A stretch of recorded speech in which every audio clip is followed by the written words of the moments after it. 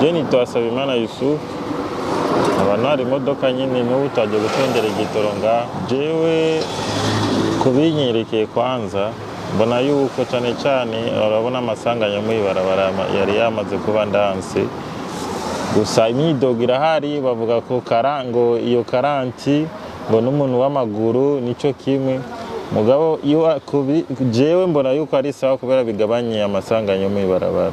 Ni bonne idée, mais ce que je pense c'est que 40 km/h ni ntonya gose. Iyo bari kuduza gatonya that would be amazing kubera ko nk'ubunye kubagendesha automatique turafite ikibazo kubera de plus ugenda nawo washize muri 40 usanga igenda iraduga. Yeah, so usanga rero utatiye attention usanga ugenda uragabanya umuriro. Mugabo nyene je pense que début yose amigoye ngatuzomenyera mugabo ashoboye kutudugiriza that would be great. Ama accident yama probox surtout probox zigenda gose kandi they don't care umuntu ari akote canke uri imbere yiwe no aho ku kintu c'ama probox ama transport en commun n'ama bus naza ko bazogabanura yego nico kintu mbona positivity mbona kuri ibyo. Je nitwa Mfura Alain Michel. À vrai dire, sinzi exactement ko gikora cyangwa ko gifunctiona. Mugabo amatwi ansumira ngo ni gituma abantu bagabanya umuvuduko mu ibarabara.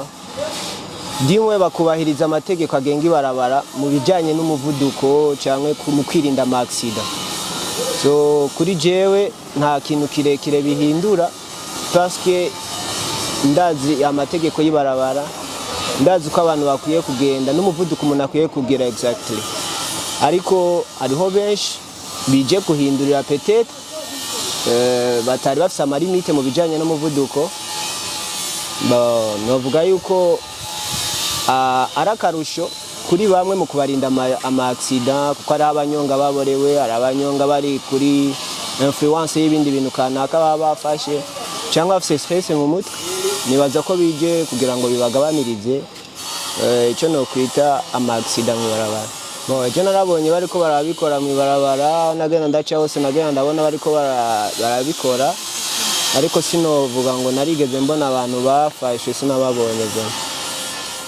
Je nitwa Ibrahim. Kijya chuma twarachakiriye neza inasaidia hata maajali panakuwa hamna maajali mengi. Vinasaidia pia maana barabarani watu wengi walikuwa washajifunza kwenda vibaya.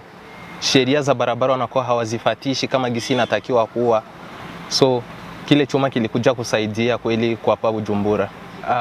Kuri twebwe hakijaleta shida yoyote kwa sababu ni kawaida, sio kibaya, ni kizuri, kinasaidia.